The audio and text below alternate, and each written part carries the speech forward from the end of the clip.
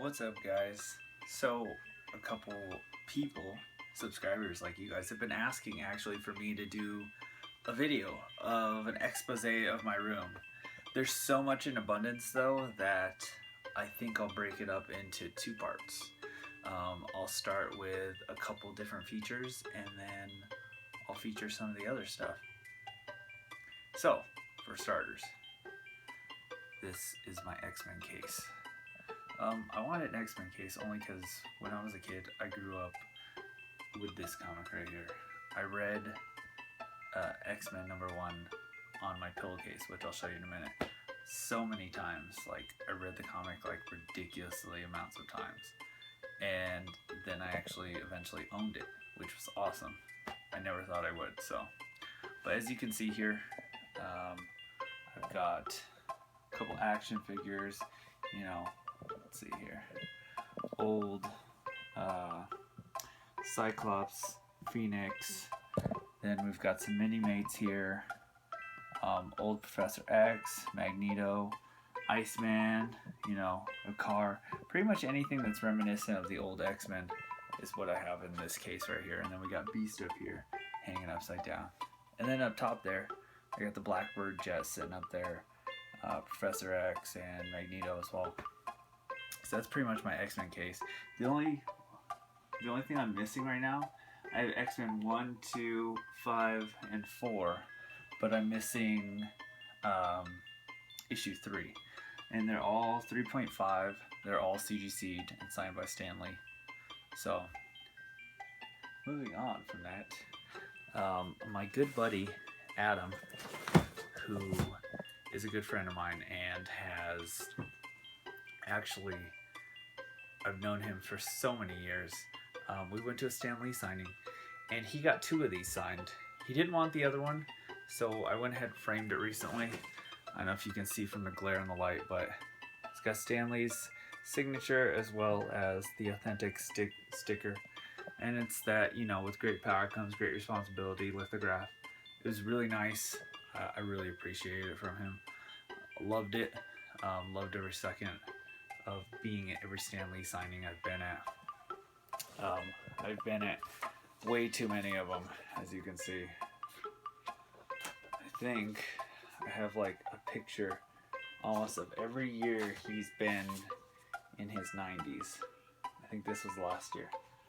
But each year that I've been first in line, his handler has been nice enough to actually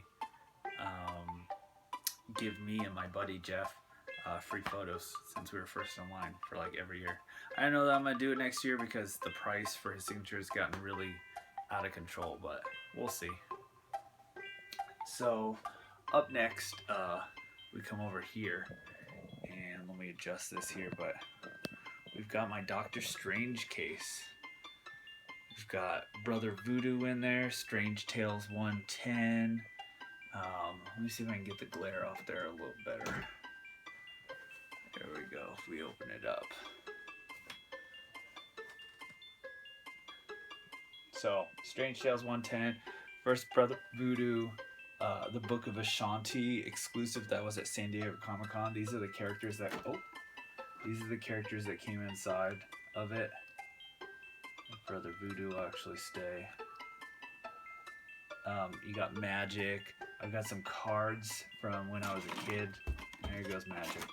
Got some cards from when I was a kid. You know, growing up, these were awesome. I always used to love their strengths and abilities that showcased like how powerful of a mutant they were. That one had changed over time, but you know, you got the gist of it. My friend Iggy recently just gave me this. What just came out. It's a Doctor Strange van. It's got the old Doctor Strange that was in Strange Tales 110. It's pretty awesome. Then we got Doctor Strange 169, first Doctor Strange book, as well as 171 down there. And then I got Marvel Legends in there, of course. But I thought it would be cool to make a Strange Tales case because I've always been a big fan of Doctor Strange. Maybe not as much as some of my buddies on Instagram, but he was always an interesting character. There was no one like him with mystical arts. And as some of people have asked, now that I'm on the subject, these cases, I had these cases custom made with a certain depth in mind for certain toys and whatnot that I bought over the years.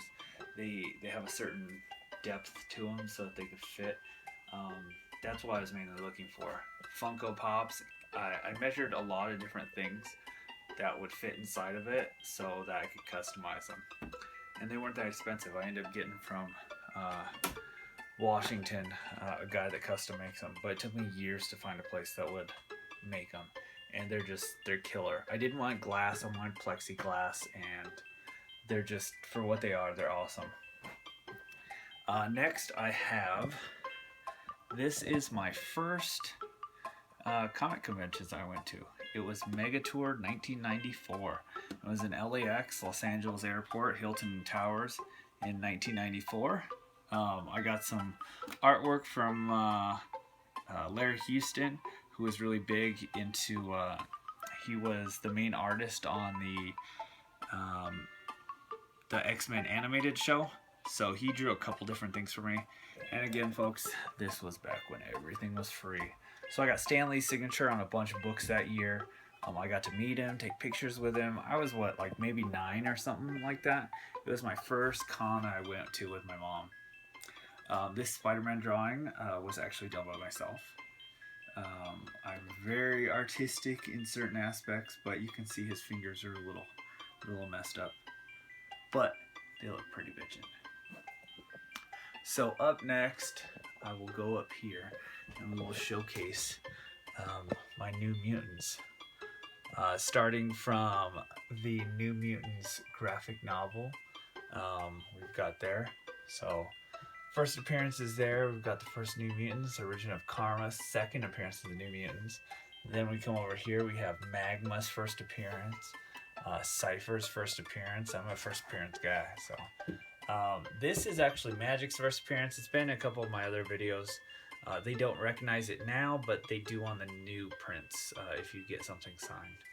Then we have first John Proudstar, first Cable, first Deadpool, Silver Surfer iconic comic, and this is one that's really true to me. We'll skip this case over here, but this one right here, it's let me see if I can get a better angle.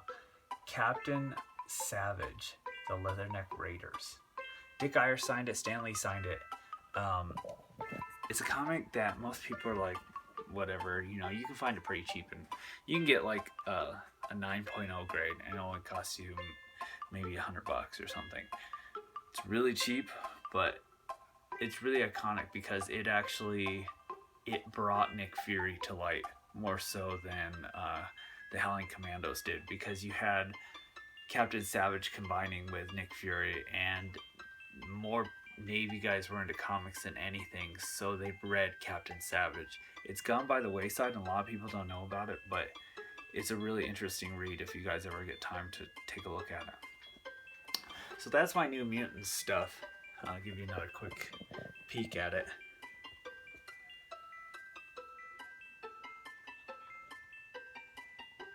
And we start my Avengers case. So I've got the classic Avengers, you know, Marvel Universe line right there. And coming down, let's see if I can get this glare off here. These cases with the light in here that I have in here gives a mean style glare.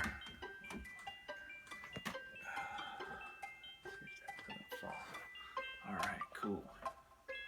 So, we've got my Avengers number 1, as well as my Avengers number 4 up there. And that glare is just relentless. Sorry about that, guys. We got the first Hawkeye. And then, you know, of course, from Toy Biz back in the day, the Avengers set, which is pretty awesome. Let me see if I can open this.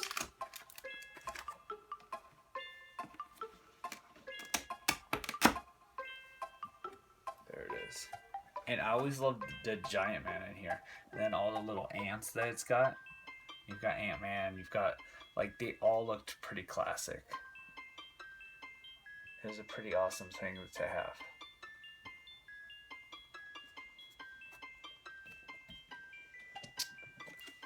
And of course, I've got, you know, I just added this car recently. I've got the Mini Mates here.